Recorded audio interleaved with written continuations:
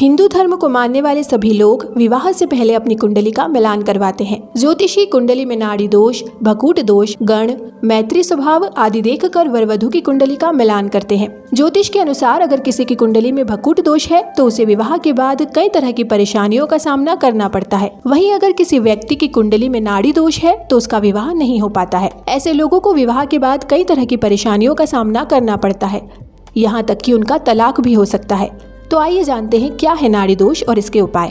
जब कुंडली मिलाई जाती है तो 8 अलग अलग पहलुओं पर विचार किया जाता है। ये हैं वर्ण, वश्य, तारा, योनि, ग्रह मैत्री, गण, भकूट और नाड़ी। इन सभी में सबसे महत्वपूर्ण है नाड़ी, जिसके अधिकतम 8 बिंदु होते हैं। नाड़ी भी 3 प्रकार की होती है, आदि, मध्य और अंत्य। ऐसा माना जाता है कि अगर वर और वधू दोनों की कुंडली में नाड़ी एक ही हो तो नाड़ी दोष बनता है।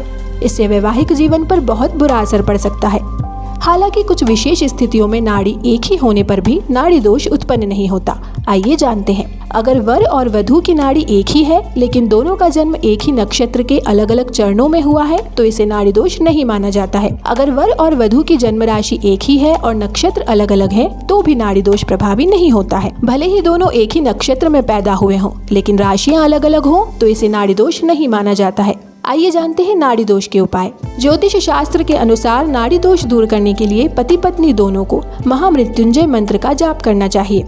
मंत्र जाप के अलावा नाड़ी दोष निवारण भी किसी विशेषज्ञ से करवाना चाहिए। नाड़ी दोष के प्रभाव को कम करने के लिए सोना, अनाज, भोजन, गाय और कपड़े का दान करना सबसे अच्छा माना जाता है। नाड़ी दोष दूर करने के लिए व्यक्ति के वजन के बराबर भोजन का दान करना भी लाभकारी माना जाता है। आइए जानते हैं नाड़ी दोष के प्रभाव। यदि वर वधू दोनों की नाड़ी एक ही हो तो उपाय अनिवार्य है। यदि वर वधू बिना उपाय के विवाह कर लेते हैं तो लड़की को गर्भधारण करने में परेशानी हो सकती है। साथ ही होने वाला बच्चा असामान्य हो सकता है। नाड़ी दोष होने पर अचानक परेशानियां आती रहती है। साथ ही वर वधू के बीच संबंध बहुत कटु रहते हैं। इस स्थिति में अलगाव की भी संभावना रहती है। मध्य नाड़ी दोष होने पर वर वधू में से किसी एक या दोनों की मृत्यु होने की संभावना रहती है।